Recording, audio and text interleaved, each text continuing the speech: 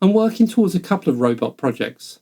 A little three-wheeled test robot to try out some navigation, this little friend of mine, and extending my video turntable project to become a robot system with a synchronized camera. MicroROS is allowing me to bring the ROS ecosystem of nodes, topics, services and actions to the Pico, which is great. The control system I already have on the Pico though needs a real-time operating system, and I focused on FreeRTOS. In this video I'm going to show a little of my progress to align FreeRTOS apps with MicroROS. There's much still to do on this and I don't think I've got all the patterns yet. Right now this is just about me playing with the Pico publishing messages to a topic from FreeRTOS task. For this video I'm going to return to the video turntable, a really simple robot because it just has the single joint. On a previous video I built a video turntable, which is more interesting for showing PCBs, breadboards and component shots than just still images because I can get them all rotating and see different angles. Still images are boring after all. So my video turntable is a really simple robot with just one joint that can rotate 360 degrees around it. I'm going to model this in URDF, the robot modeling language that ROS2 uses. Then send that joint angle from our Pico to a visualization of the turntable in ROS2. So on the ROS2 side, I'm going to run RViz tool to visualize the robot and listen to that robot joint state topic, which is a standard topic in ROS2. And I'm also going to use a MicroROS agent, of course, for communication with my Pico. On the Pico side, I'm going to build a FreeRTOS tasks to manage communication with MicroROS, and I'm going to call that the MicroROS bridge. Then create a publisher to publish that joint angle as a separate task. And I can do that sort of 100 times a second. Actually, the environment I'm going to set up is a little bit more complicated due to some limitations in my lab environment. So we will of course have our Pico with our firmware and MicroROS on it. We've got the MicroROS agent on a Raspberry Pi 4 and that's talking to the Pico over USB. RViz I'm actually going to run on a separate virtual machine.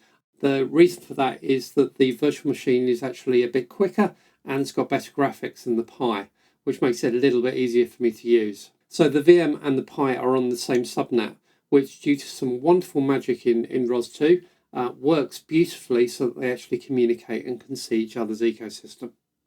MicroROS on the Pico is, I'm afraid, bare metal. The library has no dependencies on FreeRTOS or any other RTOS environment, so there's no protection for concurrency control. That limits us somewhat. That isn't to say that MicroROS isn't a great thing to have and isn't really useful. It brings some lovely controls for us. Spin to run the services and keep everything running and manage the comms. Timer controls for callback functions so we can get activities running at regular times. Publishing to a given topic. Subscribing to a topic, etc. And all of the rest of the MicroROS node handling services. But it is primitive in multiprocessing. I need to think about cooperative multitasking rather than preemptive multitasking. So I've got to constantly think about all of the other services running and how I'm actually not interfering with each other and allowing them all to run together as a nice ecosystem. That's rather different from my RTOS world, where I've got preemptive multitasking and I've got tasks that don't need to worry hugely about the other tasks and giving them control, because I've got this wonderful scheduler to do it for me. I've got queues, message buffers and semaphores to help me communicate between these tasks. And I've really got a very powerful environment. So what I want is really to bring both of those together and to answer the question, can FreeRTOS and MicroROS work together? Well, of course, the documentation says yes. And in fact, there are standard builds out there supporting other platforms like the ESP32. Well, as soon as we place this on a Pico though, we don't have an already built environment for us with FreeRTOS and MicroROS together. We are really a bit on our own.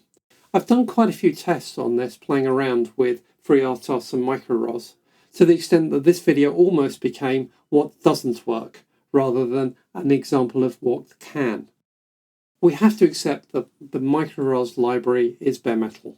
None of the functions within the MicroROS bare metal library are concurrency protected, and therefore it's only really safe to run these in a single thread of execution.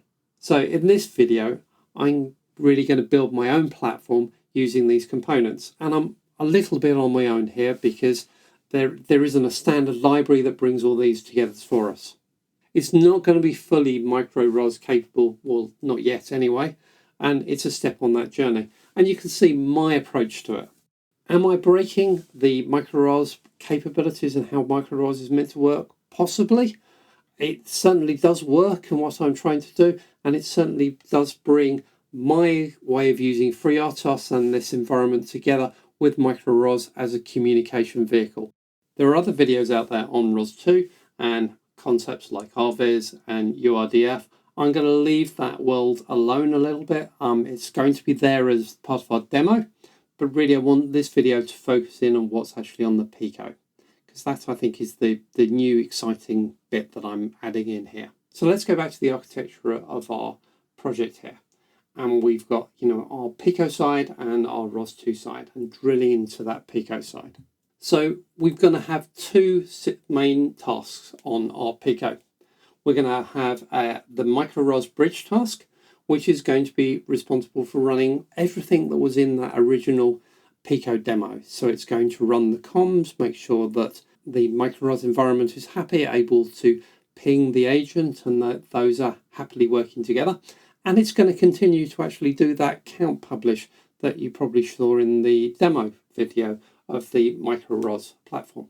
Then we're going to have a publisher task, and that's going to be actually calculating an angle, an accelerating angle of our turntable, and publishing that through the MicroROS bridge. And that's going to run as a separate task. I'm actually going to have two other tasks in the background that are not really that important. I'm going to have my normal blink task, so an LED is actually going to be blinking away on the Pico just to tell me that everything's okay and it's working. And also I'm going to have a boot task, which is just going to set everything else up and get all these other tasks running.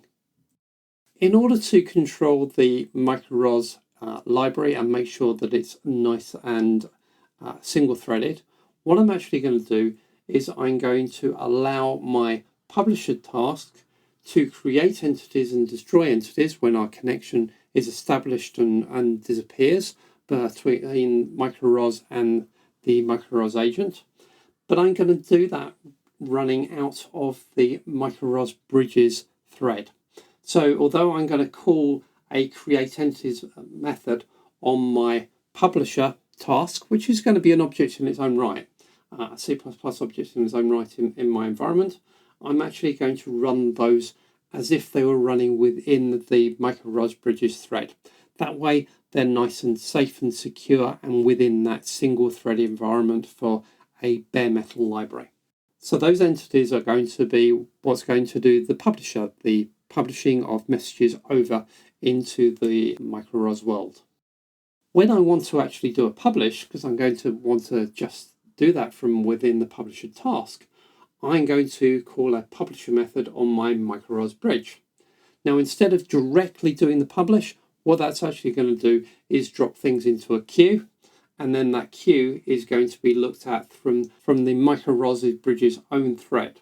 So that thread is going to then be what actually takes things off of that queue, publishes them, and then lets the publisher know that they are complete. The reason for doing it via that pattern is that, again, that I'm enabling things to be single-threaded to run within the control of the MicroROS bridge object and task, so that we are nice and safe within that bare metal library world.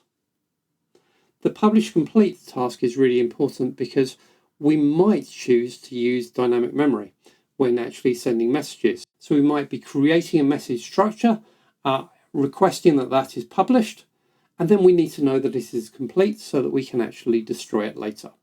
So there is a callback mechanism in there. In the example I'm using, I'm not needing to use that because I'm actually using statically allocated structures. They're not entirely statically allocated, actually. They're slightly dynamic, but they are consistent and remain the same structure that I reuse time and time again for each publication. All the code, as always, is in GitHub, and I'll put the link in the description.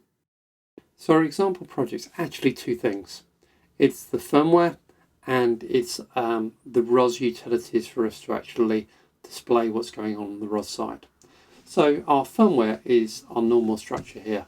So we've got our source folder, and we've got our port folder, which has got FreeRTOS port configuration in it, and we've got the library here, and we've got both the FreeRTOS kernel as a library and the MicroROS Raspberry Pi Pico library in there as well. On top of that firmware, we've also got this ROS workspace, and that's got a project in it, or a package in it, called the video turntable, and that's really got the description there of what my turntable looks like as a URDF, and it's got some RViz configuration in there as well. And we're basically just using this to with a couple of scripts which are in the launch section to be able to display only the RViz model and allow the joint messages to be published from our Pico. So this is just really about visualizing what's going on in the ROS2 ecosystem, and that's all that's in this entire package. You'll see that I've got the build, install and log coming up there because I've actually already done the Colcon build for this environment. I talk about that in the README file for this package. It's just normal Colcon setup for a ROS2. So I won't go into that further in this video. So if we have a look at the Pico firmware code, and let's start by having a look at the MicroROS bridge. So this is really actually the MicroROS demo. I've just encased it in a FreeRTOS task. So we can see it's a task because I'm inheriting from my agent class, which gives me all the start and stop of an agent and management of a task within FreeRTOS.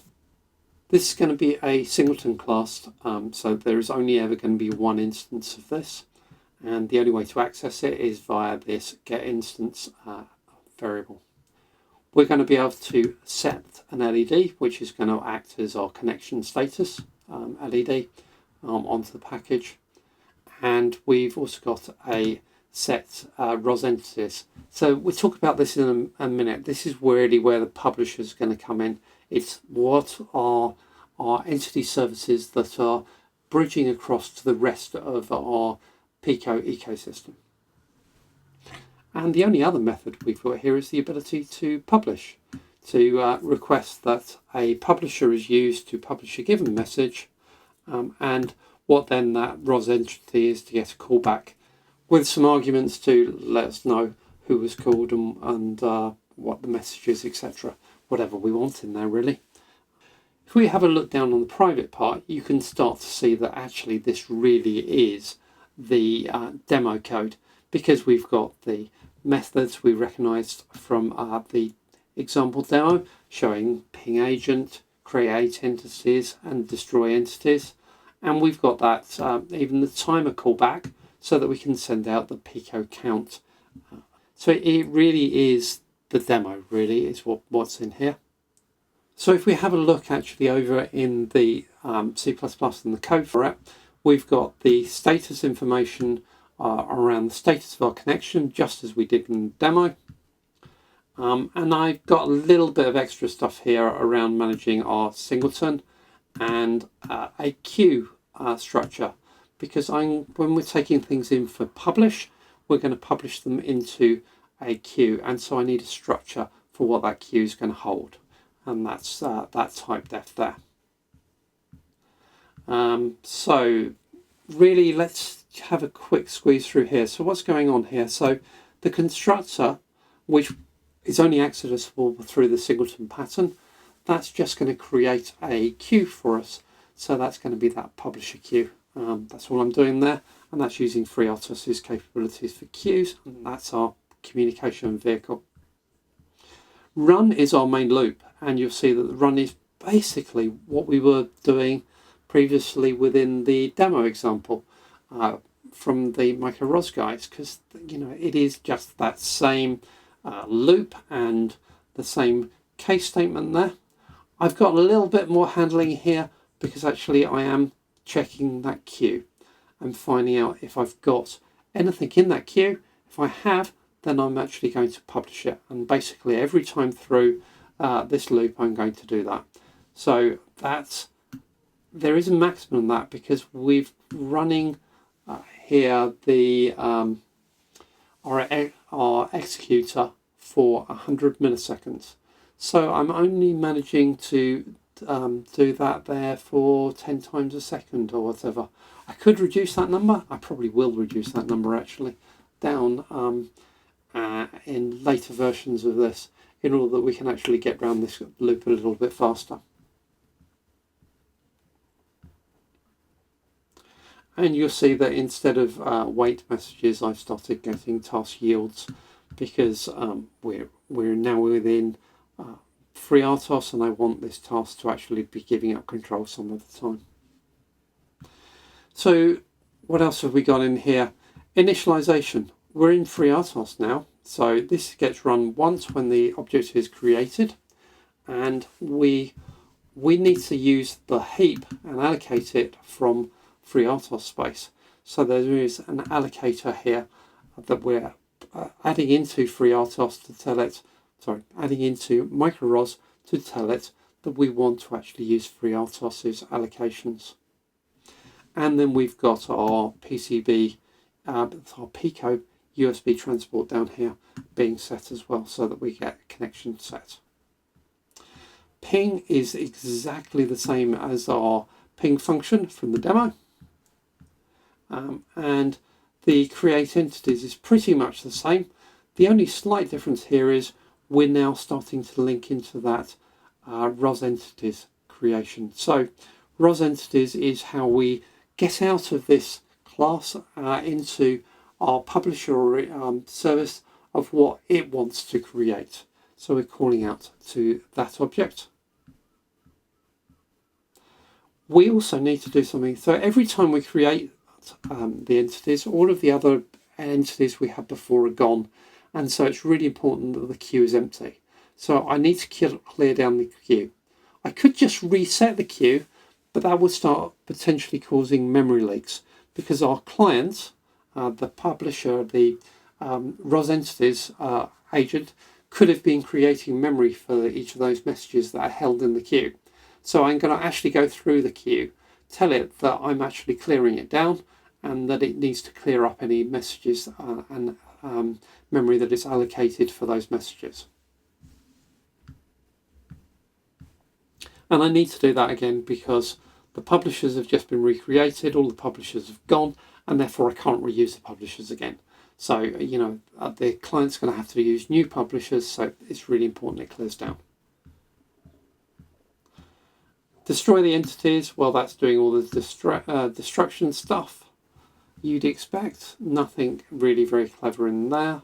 Again, it's calling out to our MicroROS entities to go and destroy anything that it's created as well. And we've got the timer callback in here. So that's again that publish count message. And you see that's in here, nicely in here. And we're basically just sending out that count just like we did in the demo. The MicroROS entities is basically just being held in here as a pointer, and it's just member data item. That's all that's coming in here. And finally, I think publish. And publish really, all it's doing is using a really standard pattern we use all the time with FreeRTOS of constructing the request into a command object, placing that command object into the queue, there, send to back of queue, checking that actually that queue's done. So that's nice and easy. And that's it. That's all that MicroROS bridge is doing. So this MicroROS entities bit, let's just have a look at the definition of this. And this is actually an abstract class. So this class has the callback or call methods in it for creating entities. So it should be the one that goes and creates publishers. destroy the entities, goes and destroys those publishers. It gets the number of counts, how many entities have we got, because we need to know that in order to inform MicroROS how many entities there are and how many to create in its executor structure. And then it's got the publisher complete callback. So every time a publish happens, this will be called. So the publisher knows, or the calling client knows, the message has been published, and it can do any work it needs to clear it down. I've added a status in here, so there are a number of things that we can get back as a status for a publish. We can say the publish was okay, it's actually happened, the publish has failed and didn't work, or we're actually clearing down that queue because our connection to ROS has been reset. Now this is completely abstract for at least two of these methods, or three. So our clients will actually have to implement these. The only one method I have put in a stub for here is the pub complete, but actually it doesn't do anything. So it's completely no operation method. So pub entities is our concrete example of our MicroROS entities for this example. It's what's actually going to do the publication. And as well as being of type MicroROS entities, it's also of type agent, so it's going to be an active task in our ecosystem. It really therefore is just going to implement the create entities, the destroy entities, the get the count of number of entities, and then it's going to operate a run loop to loop around of all of the work it's going to do as an active agent in our system. Let's have a look at the C++ class for this, and let's start by having a look in the create method here. So we're creating two publishers. First one is a really simple publisher that's just going to publish Pico random numbers to the topic Pico R&D. And they're just going to be in 32s. The second publisher is much more complicated, certainly to set up the message structure for it, as we'll see in a second. And this is going to go out to the standard topic joint states. And it is a sensor message of joint state. So we got those two publishers created there. The destroy entities method strangely destroys both those publishers. What a surprise. Both of these set their account numbers of the number of entities within the method at any one, or within this object at any given time, so that when we call get count from the main MicroROS bridge, that will actually get the number of entities that this client is setting up. So there's the get count method.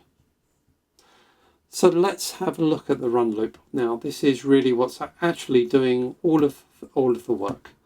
And the first thing this is going to do is to set up these two messages for our two different messages that we're going to publish. Now the setup for our random number message, that's really easy because that's basically that one line 49. And it's just the definition of the message because that gives us everything we need. Now the setup of our message for our joint state message, that's much more involved and that's much more complicated. Although we're actually going to just place one given joint into that, it is a set of lists and there's quite a little bit of involvement. So we're really setting up here the post to table joint, and we're setting up an angle for that. I've also put in here some speed and direction of acceleration when we're accelerating up or down. That's because I wanted it to look a little bit more interesting than just spinning. So actually it accelerates to a maximum speed and then starts to de-accelerate again. So the setup of that joint state message is all of this bump here, where we're actually going through and just initializing each of the arrays we're using within that and populating that with here the angle of radians of our joint, and in here we're populating it with the name of our joint. And then we get into the actual loop. So we're going to generate a random number and publish it. That's easy enough. Very simple there. And then we're going to do some work on our angle, work out what our angle should be based on the speed that we're going around at the moment. And then here we're going to set up the header, because for our joint state message, we need a bit of a header in there with a timestamp in it, because that timestamp is important for ROS2 in order to understand how the way that the speed is being represented on those objects. So we need to put in the header, we then need to put in the new angle that we've just calculated, and then we can publish that. And that's all that really is in this loop. We've got a bit of delay for 10 milliseconds or 10 ticks, roughly 10 milliseconds. So we're theoretically doing this 100 times a second. Main then. Well, you know, main's just set up here, so actually it's very simple. So if we have a look in main, really the main function itself is just launching FreeRTOS, and it's launching a boot task. And if I go up here to the boot task, that's really just setting up blink. So we're going to blink on LED or on GPIO 13 just to give us a status blink. And then we're going to grab our ROS bridge or MicroROS bridge and my publish entities object. I'm going to tell the bridge that it's got a ROS entities, which are my publish entities. I'm going to tell the bridge which LED to use for its connection status LED. And then I'm going to start both those tasks off, and that's it really. And I'm going to sit there. I have got my runtime stats function in here that I was using in order to just make sure that I'm not overloading any of the heaps or stacks. I have had to actually turn it off though, because in order for that to run, it actually pauses all of the tasks for a noticeable period of time, which means you can actually see every time it runs, the turntable actually stops rotating. So although for debug purposes, it's really useful function to use and to put in and see what's going on, actually to run it properly, I have to turn that off. Can't really have the whole of the task being halted while we go and do a whole load of analysis of our memory usage. So let's have a look at the demo. Now remember, in my environment, we've got the firmware on my Pico. That's then plugged in via my USB into my Raspberry Pi, where I'm running the MicroROS agent. And then I've got RViz running up on my VM. To run up RViz, I've actually used the command ros2 launch video turntable and the display only.launch script, and that's been given the model, the URDF. Now that's the local path to it, so I'm actually in the source folder there, right down quite a long way into the MicroROS structure. You just need to make sure that actually you've got a navigatable location of that URDF file in that parameter there. So the demo, as you see running here, is what we're showing on RViz. So this is that nice spinning turntable, so our incredibly simple robot, which is basically just my video turntable with that single joint, and it's getting a message of the angle to display coming out of our Raspberry Pi Pico. And as you see, it's actually accelerating and decelerating slowly over time, because that's what we've placed in that code to do. Some success here. I have MicroROS and FreeRTOS working together for a simple project. Right now, all it can do is publish, which is a fraction of MicroROS's capability. So I have more work to do, as you can see from my scorecard. I think I can extend from what I have built though. Stay tuned and you'll find out. Thank you very much for watching. Please do like the video, as it helps others find it. Please subscribe and hit that notification for more videos from me. Goodbye for now.